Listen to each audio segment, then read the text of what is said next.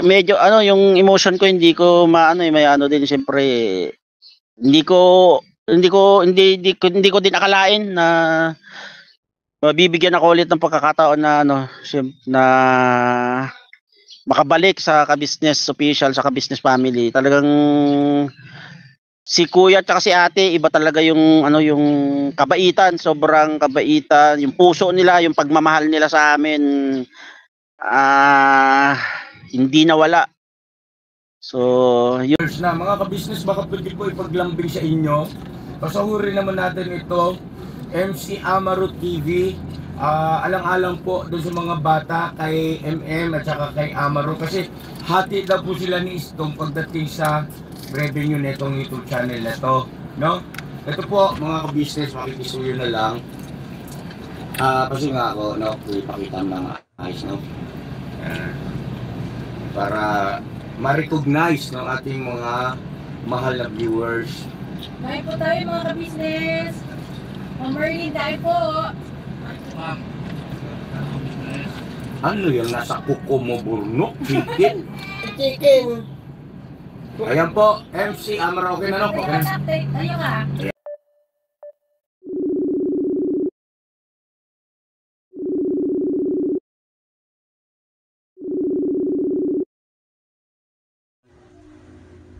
Hello bro, good morning. good morning, kamusta? Napatawag ko ba? Ay okay lang naman bro. Oo. Ikaw kumusta na anong ano natin diyan? Okay Kumusta lang. ng buhay-buhay? Okay lang naman, bro. Tatapos lang ding ano, magluto. Sa duyan sa ilalim ng puno. Pahinga. Mapuno diyan bro no, parang kagaya lang dun sa lugar nyo. Oo, mapuno. Pero meron parte din mainit. Pag sa loob ng bahay kasi may Kagaya din dun sa lugar nyo bro, dun sa nagbunga. parang ganun din lang.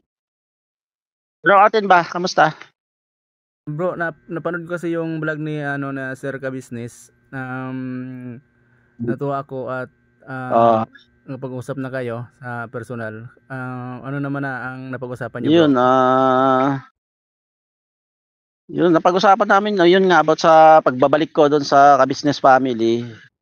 Kasi yun, nakakatabala ng puso. Syempre, mabibigyan ulit tayo ng pagkakataon, pangalawang pagkakataon para, di ba, maging parte nung pamilya, ka-business. Syempre, yun nga, hindi, kumbaga, nakakaano lang bro, hindi, kumbaga, sa 2 taon na walang communication na hindi kami nakapag-usap ni kuya, ni ate. Hindi pala kami nawala sa kasama pa rin pala kami sa plano nila. So yun, nakakatuwa lang. At syempre, salamat din sa'yo kasi ikaw yung naging tulay na para makapag-usap kami kasi nag-effort ka na puntahan yung bata, i-vlog sila. And then, yun nga, di ba, nakapag-usap naman na kayo ni kuya. So yun, salamat. Hintay ko na lang yung schedule ng pagsundo sa akin. Bale bro, kumusta naman yung nararamdaman mo ngayon bro? Anong feelings mo? Siyempre andun yung kaba tapos excitement na di ba? May haloong kaba, masaya. Tapos yun siguro pag ang bawang nasundo nila ako is diretso kami na puntahan yung mga bata. Siyempre gusto nilang makita yung kasi yung number 1, di ba? Importante yung miss na nila yung mga bata. Yung dalawa bro. Oh bro, yun na totoo ako dahil nga naalala ka nila sa kabila lahat ng mga nangyari at hanga ako kay Sir Ka Business dahil talagang napaka down to earth na tao. Tapos kasama pa kayo sa mga pangarap nila talaga na napaganda na isang na pagkakataon na muli makabalik ka sa Ka Business House. At wag mo na dapat tong palampasin bro dahil ito na yung chance mo na ibigay. Yun, siyempre nakakatuwa bro kasi medyo ano yung emotion ko hindi ko maano may ano din siyempre hindi ko hindi ko din akalain na mabibigyan ako ulit ng pagkakataon na ano na makabalik sa ka-business official sa ka-business family. Talagang si kuya at si ate iba talaga yung ano yung kabaitan, sobrang kabaitan, yung puso nila, yung pagmamahal nila sa amin hindi nawala. So, yun talagang nakakatuwa lang. Tsaka syempre ito na rin siguro yung ano pagkakataon ng makapagpasalamat ako sa lahat, lalo na especially din sa iyo na nag-effort para makapag-usap kami ni Kuya. Tapos makapag-update ka sa mga bata. So, yun sa akin siguro ito yung chance na ano na hinihintay ko kasi nung mga nakaraang 2 taon na nakalipas talagang as in madilim yung wala akong makitang liwanag na ano. Wala akong makitang liwanag. Parang nawala na ako ng pag-asa, nawala na ako ng interest sa lahat. Nagpakalayo-layo nga ako 'di ba sa social media kasi nga kinain ako ng ano ng depression, lungkot. Tapos pakiramdam ko mag-isa lang ako. So yun, mali pala ako ng ano, hindi ko alam is may hinahanda pa lang magandang blessing yung Panginoon. Bro, ang Panginoon naman is talagang kung nagbigay ng pagsubok, hindi niya bibigay sa iyo kung hindi mo kakayanin. Isa pa bro, hanghanga ako kay Sir Ka Business dahil talagang ano siya, talagang inanyo na kayo, andun pa rin yung pagmamahal niya sa inyo sa kabila ng lahat ng mga nangyari, at kailangan nating tanggapin ang anumang mga magiging ano ng ating kapalaran. Ngayon ito na yung chance na muli makabalik kayo. Sobra iba nila. Pag nagmahal sila ng mga individual na mga tinuring nilang pamilya, talaga nasa puso nila yon. Walang pag-aalinlangan yon na hindi nila inaalis sa kanilang puso yung mga nakasama nila at minahal nilang tao na tulad namin mag-aama. Kaya talagang sobrang actually talagang hindi ko inaasahan na sa paglayo ko doon diyan sa Zambales at mag-isip dito na yon isang sorpresa pala ang naghihintay sa akin. Kaya yun talagang sobrang pasalamat ko sa lahat ng walang sawang sumusuporta. Kasi ako talaga nawala kumbaga grabing damage yung nangyari sa akin na sobra-sobra as in talagang nawala yung pagiging kasi marami nung mga alam mo naman yun sa mga dating vlog nung ako pa naghahawak ng channel na naaasikaso ko pa yung bata, marami nagsasabi napaka buti mong tatay, hindi mo pinapabayaan yung anak mo kahit na naghiwalay kayo ng ex-part mo. Sa akin yun naman ang dapat kong gawin, pero ang nangyari is nagbago na malaki yung pagkukulang ko sa mga bata, saka napabayaan ko sila. Ito yung chance na binigay sa akin ng pamilya ka-business official na makabalik ulit upang bumawi sa mga anak ko talaga, kasi alas 1 taon na hindi ko napabayaan ko talaga sila as in. So sabi ko sa sarili ko kasi noong mga panahong dinaranas ko yung pagsubok na yun, sabi ko bakit nangyayari sa sarili ko, hindi ako to alam ko sa sarili ko hindi ako yun hindi ako yun, bet ganito na ako, sabi ko gano'n, hindi ako yun hindi gano'n yung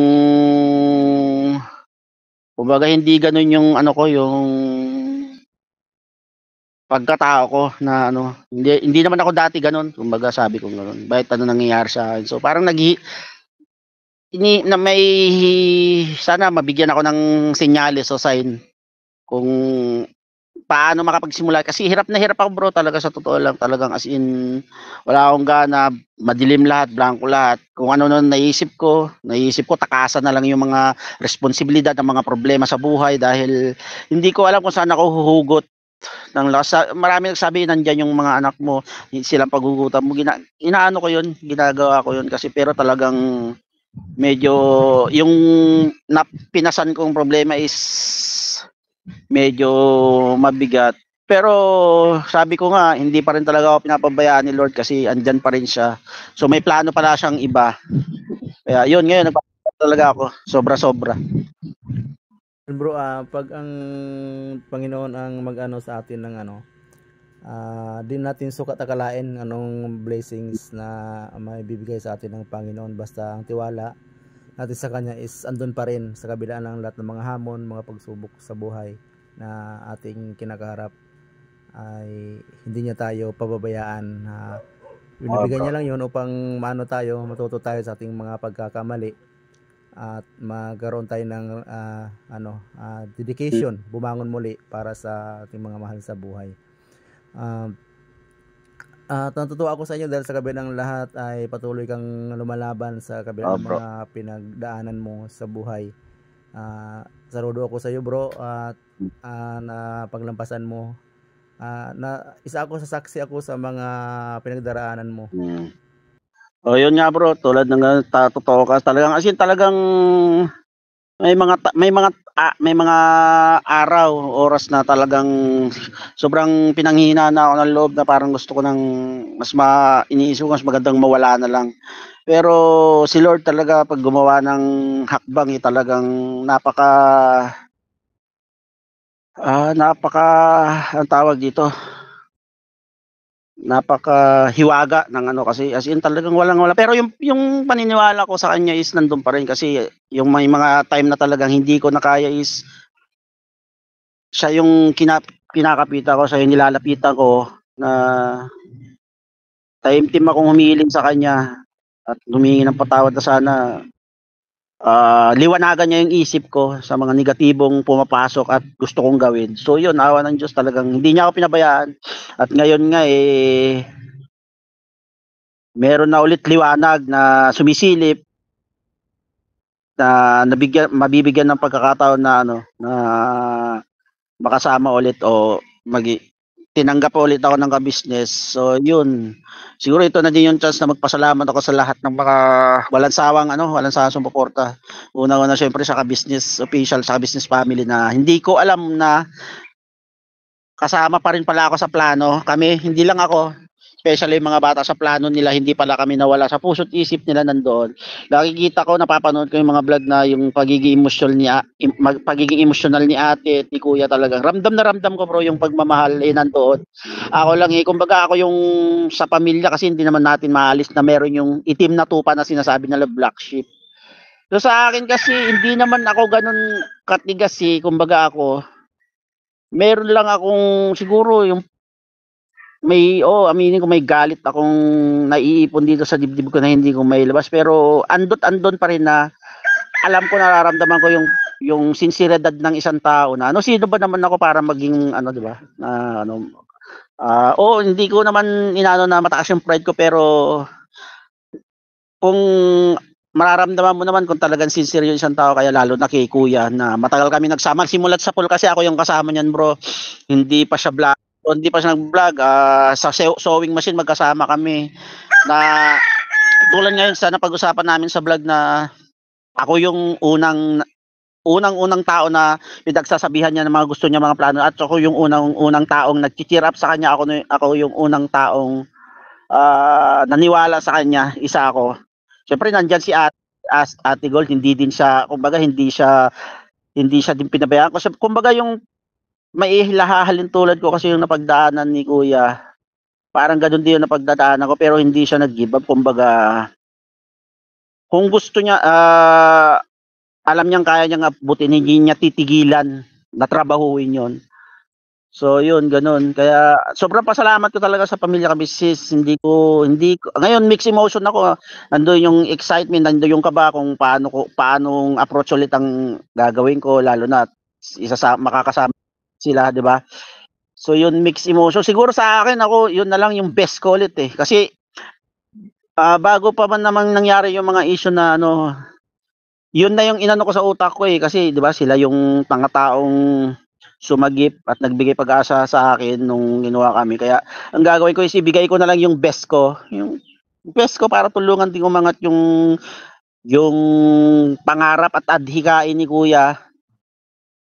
Hindi lang para sa pamilya niya. Kumbaga para sa mga nagiging natutulungan nila, especially isa ako doon sa mga natulungan ng family ka business at isa ako sa nakinabang na na sa ginagawa niyang pagtulong.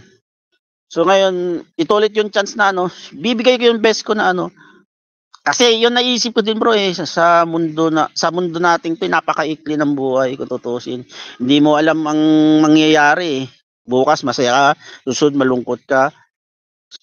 Nandiyan ka biglang, 'di ba? Hindi natin alam bro So yun, kaya nga may nababasa akong na mga quotes na mas piliin natin yung maging masaya kaysa magmukmok sa sulok at malugmok. So ako parang gano'n kasi yung nangyari sa akin dahil alam yun yung pakiramdam ko na hindi ko alam kasi unti-unti ko nang nilalayo yung sarili ko sa mga taong siguro nagki-care sa akin dati. So pakiramdam ko nag-iisa ako. Kaya yun talagang sobrang blessing at saka isama ko na rin yung mga supporters, yung mga subscriber na nagchat-chat sa akin na talagang yung suporta nila at pag sa akin pag cheer up na bumalik ka na, marami naghahanap sa iyo para sa mga anak ko. So yun, hindi lang yung mga lalo na yung mga taong hindi ko personal na kilala, napapanood lang kami sa social media tapos masasabihan ka ng ganong pag-i-encourage na, 'di ba? Yung may halong yung may halong tawag dito, care. May halong talaga care. Kaya yun, nagpapasalamat ako sa mga nag-message sa akin simula nung napanood nila yung vlog nga yun na gusto kaming makita. So sa lahat hindi ko na maisa-isa sa dami nyo. So yun pala, salamat ako sa mga supporters, subscriber yun. Sana wag kayong magsawa kasi ganun naman yung mga chat nila sa akin hanggang huli sabi nila na nandito kami nakasuporta sa iyo, bumalik ka na, ganun yun bro. Especially sa iyo din, ikaw yung effort mo iba din talaga yung ginawa mong effort na 'di ba? Kaya sabi ko nga uulitin ko na naman ulit, hindi ako nagkamali ng taong ipagkatiwala sa iyo yung channel. Talagang nakikita ko naman na talagang may pinupuntahan. So yun bro, kasi alam ko naman sa puso mo yung hangarin mo din katulad din ng hangarin ng ka-business. So yun, thank you sa inyo lahat bro. Bro, meron akong lambing sa iyo. Pupunta naman kayo dito son ni ka-business. Kung bigyan ako ng pagkakataon, sana bro makita ko si Sir ka-business sa personal or makasama. Lalo na ikaw, gusto kitang makausap bro sa personal. At sana matulungan mo ako bro, may pabot sa kanya. Hindi ko naman ipagkakait yung kasi ganun ang ang si Kuya ganun yung niya yung mindset niya na hindi niya ipagkakait yung mga pagkakataong sa isang tao na maabot or makamtan nila yung gustong na. So sa akin may contact naman din na kayo ni Kuya, so i-chat mo na lang din siya and then ako pa-follow up ko. Pero sasabihin ko na rin na kasi sayang yung pagkakataon kasi halimbawa mabisita namin yung mga bata diyan na Sambales. Syempre isisingit na rin na makasama ka kasi 'di ba para kahit papaano is makasama mo rin sila yun sa yung team ka business. Yun bro, maraming salamat bro sa kung mabigyan ng pagkakataon na makasama ako sa inyo. At maraming salamat na rin bro sa kabila ng mga busy ka ngayon ay pinagkaroon mo ng oras, panahon upang makausap ka. At mag-ingat ka palagi dyan bro. Yun, salamat din bro. Sente na ako bro na makita ka rin sa personal bro at mag-ingat ka dyan. Salamat bro, salamat. Yun, thank you very much talaga bro. Salamat, maraming salamat. Thank you bro.